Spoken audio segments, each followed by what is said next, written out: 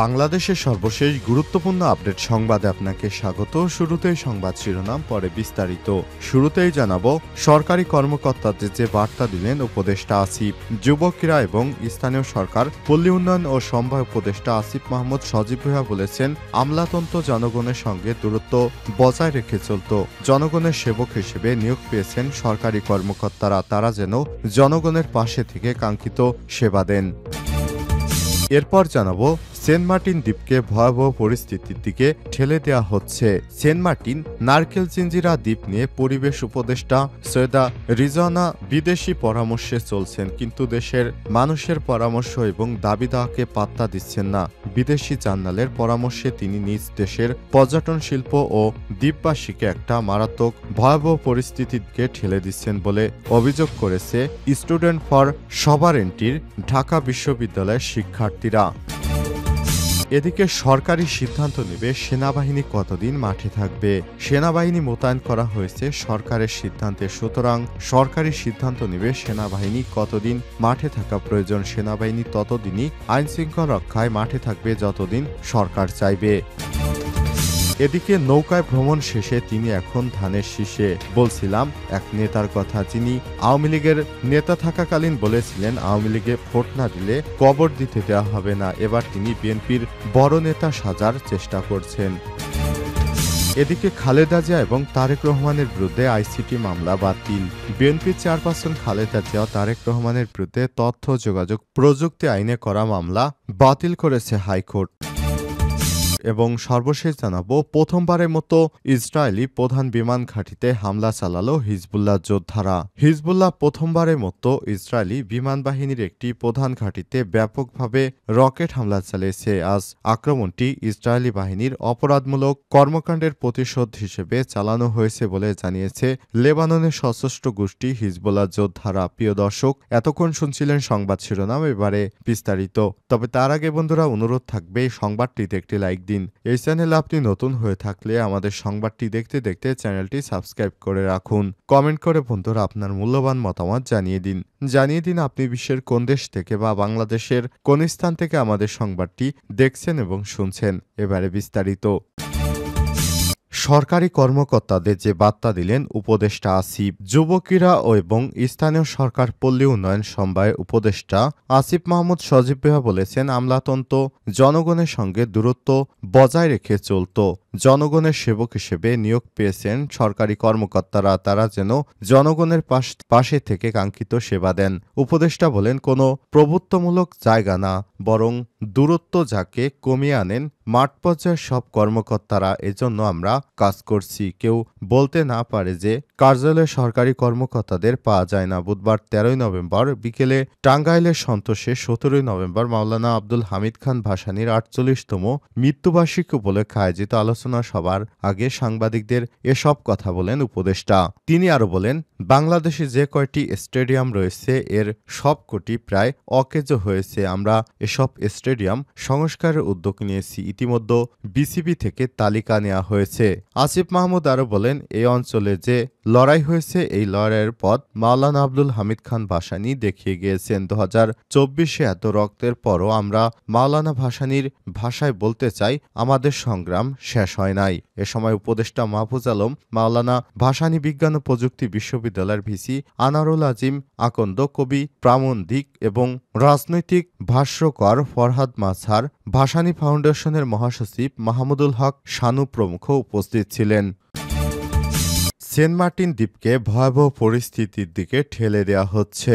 Saint মার্টিনে নারকেল জিঞ্জিরা দ্বীপ নিয়ে পরিবেশ উপদেষ্টার বিদেশি পরামর্শ চলছেন, কিন্তু দেশের মানুষের পরামর্শ এবং দাবি দাওয়াকে পাত্তা দিচ্ছেন না। বিদেশি জার্নালের পরামর্শে তিনি নিজ দেশের পর্যটন শিল্প ও দ্বীপবাসীকে একটা মারাত্মক ভয়াবহ পরিস্থিতির দিকে ঠেলে দিচ্ছেন, যেটা কোনো দেশপ্রেমিকের কাজ হতে পারে না বলে মন্তব্য করেছেন সার্বভৌমত্ব রক্ষায় প্রতিষ্ঠিত ঢাকা বিশ্ববিদ্যালয়ের ঢাবি দাবি শিক্ষার্থীদের সংগঠন স্টুডেন্ট ফর সভারেন্টি। তাদের দাবি নারিকেল জিঞ্জিরা দ্বীপে যাতায়াত এবং অবস্থানে সরকারি বাধা দেশের সার্বভৌমত্বের জন্য হুমকি হয়ে দাঁড়াবে।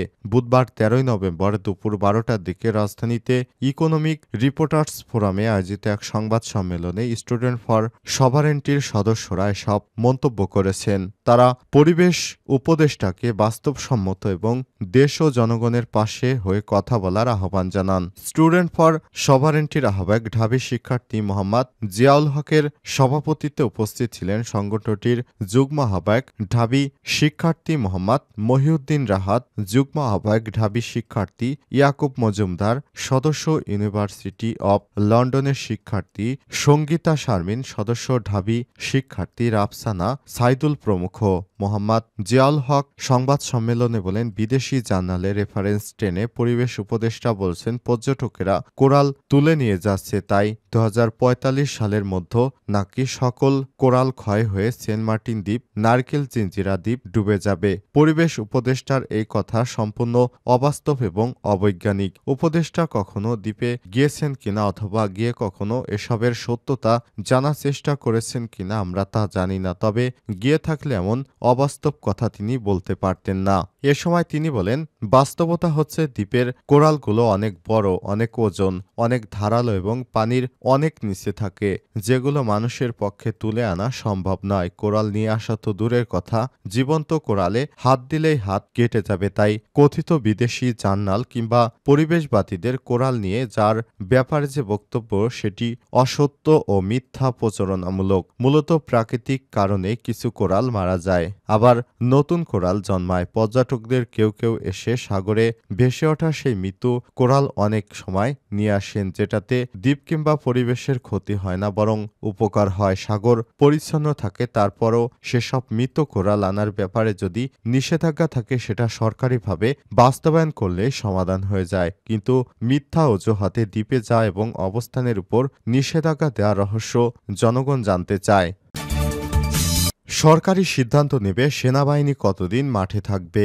সেনাবাহিনী মোতায়েন করা হয়েছে সরকারের সিদ্ধান্তে, সুতরাং সরকারি সিদ্ধান্ত নেবে সেনাবাহিনী কতদিন মাঠে থাকবে। সেনাবাহিনী ততদিনই আইনশৃঙ্খলায় ম্যাজিস্ট্রি ক্ষমতা নিয়ে মাঠে থাকবে। বুধবার ১৩ নভেম্বর নিয়মিত ব্রিফিংয়ে সেনাবাহিনীর পক্ষ থেকে সব কথা জানানো হয়েছে। এক ব্রিফিংয়ে সেনা সদরের স্টাফ কর্নেল ইফতেখার হায়দার খান জানান, দু একটি নেতিবাচক ঘটনা ছাড়া সেনাবাহিনীর পাশাপাশি অন্য আইনশৃঙ্খলা বাহিনীর সহায়তার কারণে পরিস্থিতি ভালো রয়েছে। সামনের দিকে পরিস্থিতি আরও উন্নতি হবে বলে জানান তিনি। কর্নেল ইফতেখার হায়দার আরও জানান, দায়িত্ব পালনের সুবিধার্থে গত ১৭ সেপ্টেম্বর সশস্ত্র বাহিনীর ক্যাপ্টেন ও তন্মধ্য পদবীর অফিসারদের সরকার কর্তৃক নির্বাহী ম্যাজিস্ট্রি ক্ষমতা দেওয়া হয়েছে, যা এখনও চলমান রয়েছে।